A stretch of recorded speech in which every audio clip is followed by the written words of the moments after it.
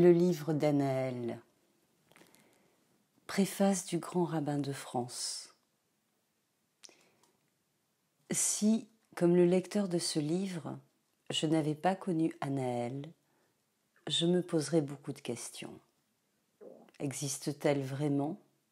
Ce qu'elle raconte est-il vraisemblable? Est-ce vraiment elle qui a écrit? Mais voilà, je connais Anaël. Je dirais qu'elle fait un peu partie de ma vie. Peut-être même que je fais partie de la sienne. En effet, avec elle, la relation humaine n'est pas simplement affective, mais spirituelle. Son âme s'attache puis communique avec une autre âme. La tradition juive nous enseigne que la difficulté qu'une âme éprouve à s'exprimer vient de l'omniprésence du corps.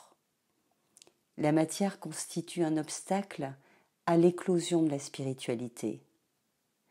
Lorsque le corps minore sa présence, par exemple avec la vieillesse ou la maladie, ou encore par la seule volonté de l'homme, l'âme peut se libérer, s'exprimer totalement. Que se passe-t-il alors? Donnons quelques exemples. Le Talmud enseigne que durant la gestation, un ange enseigne la Torah au fœtus et que celui-ci oublie tout en arrivant au monde. Prenons le cas d'Anaël. Ses connaissances en Torah sont significatives, or il est clair qu'elle ne les tient pas de sa vie terrestre. D'où lui viennent ces connaissances? Peut-être tout simplement de ce qu'elle n'a pas oublié en venant au monde, parce que son corps n'occulte pas son âme. Dans le Guide des égarés, Maïmonide précise que certains sages sont dotés d'une intuition doublée d'une perception hors du commun. La Torah, alliée à une élévation morale, permet d'accéder à certaines vérités et de percevoir des messages imperceptibles au commun des mortels. Ainsi en est-il d'Anaël. Enfin, elle nous paraît être une confirmation des textes des sages relatifs à la réincarnation de l'âme, qui peut, selon le Talmud, revenir sur terre pour achever un cycle précédent. Il convient de préciser enfin l'extrême réticence des sages sur la tendance courante à considérer ces âmes comme des diseuses de bonne aventure, entre autres pour prévoir l'avenir. Relisons les versets de la Bible affirmant son refus catégorique des oracles en tout genre. La crédibilité d'Anaël provient d'une part de ce que dans ses enseignements, elle est toujours fidèle au message de la Torah et des sages, et d'autre part de son extrême pureté, de sa chasteté et de sa moralité exemplaire, en un mot, de sa sainteté. Enfin, j'aimerais ajouter ceci. N'oublions pas qu'il s'agit d'une enfant, si fraîche, si tendre, si fragile, si pure, si attachante. Pour toutes ces raisons, c'était pour moi une grande émotion d'écrire ces quelques lignes. Et maintenant, ouvrez ce livre, lisez-le avec attention. Comme moi, vous serez émerveillés des mots si forts qu'il contient. Vous en sortirez grandi dans votre foi.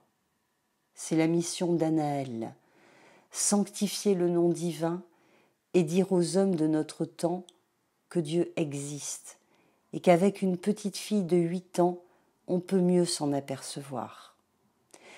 Comme disait Rabbi Nachman de Breslav, le monde est rempli de lumière. Il suffit de fermer les yeux pour ne pas s'en apercevoir. Merci Anaël, tu nous as ouvert les yeux. Joseph Citruc. Avant-propos de l'éditeur. Existe-t-il privilège plus précieux que celui de pouvoir s'exprimer? Ceux qui en sont empêchés le savent bien et considèrent comme une seconde naissance le moment où ils peuvent, par un moyen ou par un autre, accéder à la parole. La communication facilitée, que l'on pourrait appeler méthode de la parole écrite, apporte un nouveau souffle de vie aux enfants autistes et handicapés mentaux. Elle leur offre non seulement la possibilité d'établir un contact avec autrui, mais surtout de faire jaillir leur sensibilité. Leur parole est une parole d'amour, de joie de vivre, mais aussi parce que rien de ce qui est humain ne leur est étranger, de reproches et de frustration. À notre grand étonnement, elle apporte en outre des réponses troublantes, de lucidité, faut-il dire d'extra-lucidité, à des parents égarés et souffrants. Est-il encore nécessaire de rappeler les faits qui dénotent chez certains d'entre eux une agilité intellectuelle sidérante? Par exemple, que leur vitesse de lecture est sans limite, pour ne pas dire instantanée.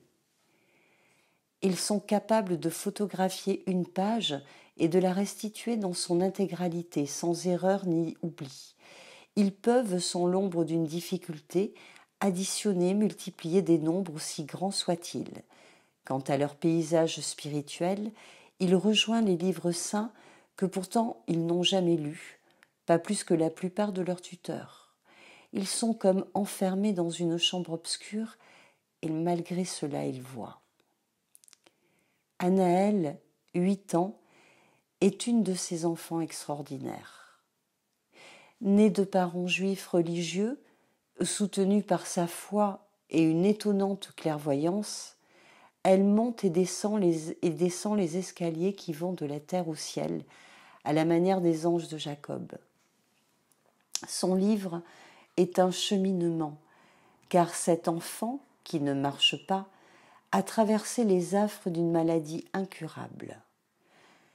Il est aussi une ascension, car Anaël s'élève toujours plus au-dessus de la peur et de l'affliction. Elle a la beauté d'une Joconde qui n'aurait pas grandi. Cheveux bruns, yeux bruns, teint mat. Un large sourire éclaire de temps à autre son visage. Sa bouche, qui ne lui sert pas plus à parler qu'à manger, n'est au fond que cela, un large sourire. Son corps est une épreuve constante, une enveloppe brute. Comme sa relation au monde est presque exclusivement spirituelle, elle a acquis une perception qui dépasse de loin la nôtre, asservie aux contingences de la matière. Son âme, libérée des contraintes physiques, appréhende le monde tel qu'il devrait se révéler à nous, si les exigences du corps, qui est le réceptacle de nos désirs, ne le recouvraient d'un voile. Chez Anaël, le conflit entre l'âme et le corps n'existe pas, et rien n'entrave l'âme dans son aspiration éternelle à l'élévation. Le choix, au sens hautement moral du terme, n'existe presque pas, ce qui réduit à néant la notion de libre arbitre. Anaël nous explique que ce qui nous apparaît comme un enfermement, elle l'a reçu, elle, comme une révélation, comme une suprême liberté, car elle vit en Dieu, et ce livre est peut-être sa mission.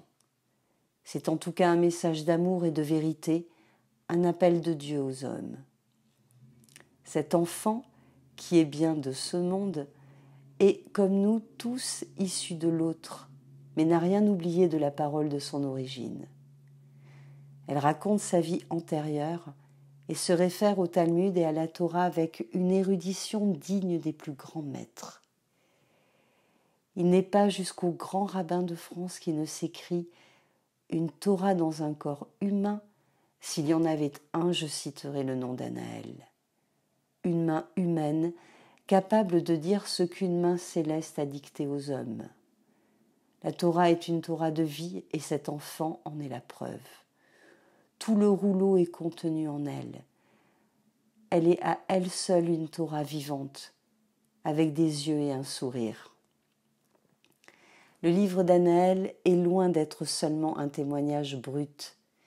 Il est aussi un livre d'écrivain, avec un style personnel et, comme on le dit, des grands artistes qui créent l'univers, une signature. Si Dieu utilise les enfants handicapés, et Anaël en particulier, pour montrer la vérité aux hommes, pour les acheminer vers la bonté, gardons toujours présente à l'esprit la mise en garde des maîtres, dans sa préface à des messages de vérité. Le rabbin Serevnik nous exhorte à ne pas faire de leurs messages des commandements, à ne pas les transformer en oracles. Ces enfants peuvent rapprocher les hommes de leur Dieu, mais en aucun cas remplacer les seuls véritables guides spirituels qui parlent et comprennent, que sont les rabbins et les hommes d'esprit. Ces enfants prodigieux sont comme des tunnels par lesquels nos âmes accèdent à celui qui réside en l'autre et en chacun de nous. Ils portent en eux la révélation que ce monde, en apparence chaotique et imparfait, jusqu'aux enfants qui ne marchent pas, est finalement régi par la raison, l'harmonie et la paix. L'éditeur.